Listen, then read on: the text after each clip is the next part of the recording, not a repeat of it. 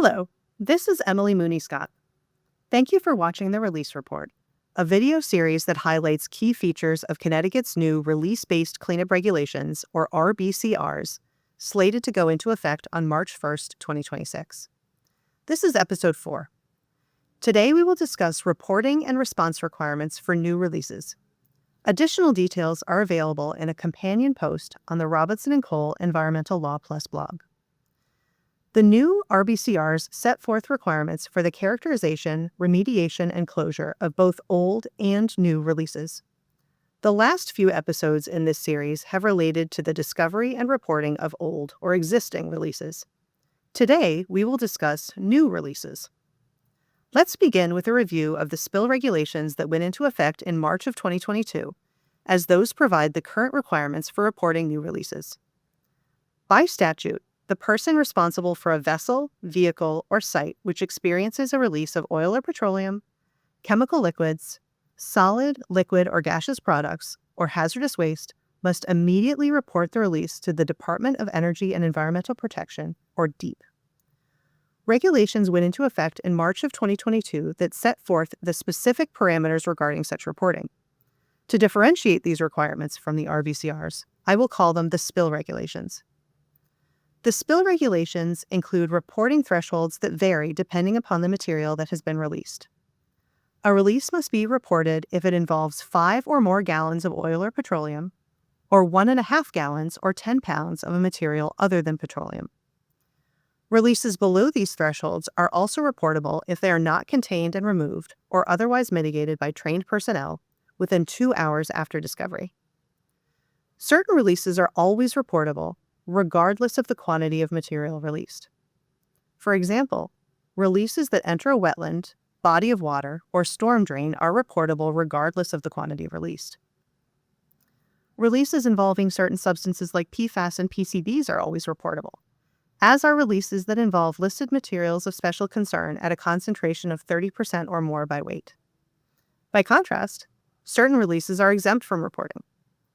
These include use of consumer and industrial products for their intended purpose, application of pesticides and fertilizers consistent with their labels, and releases authorized by law or permit. Releases that are fully contained within an impermeable secondary containment system are also exempt from reporting under certain circumstances. The first step in reporting a new release is to call DEEP's 24-hour telephone line, followed by additional information provided in writing. DEEP's website provides instructions on reporting new releases and is linked in the companion blog post. While the spill regulations focus on reporting, the forthcoming RBCRs set forth the actions that must be taken after a new release is reported, as we will discuss in the next video. First, we should note that not all new releases that are reportable under the spill regulations are subject to the RBCRs. The RBCRs relate to releases to the land and waters of the state. Some new releases do not reach the land and waters of the state, and therefore do not require action under the RBCRs once reported. For example, releases to the air are not releases to the land and waters of the state. A release that occurs to a secondary containment system that does not contact soil is not a release to the land and waters of the state, according to the RBCRs.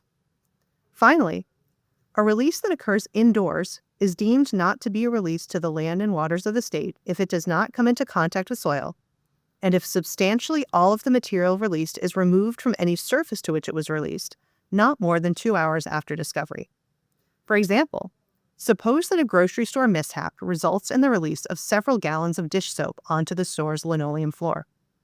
Assuming this release is promptly cleaned up, it would not be released to the land and waters of the state subject to the RBCRs.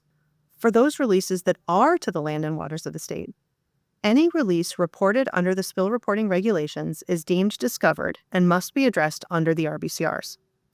We will discuss what happens next in the next video. So, to recap, the familiar March 2022 spill regulations will remain in force.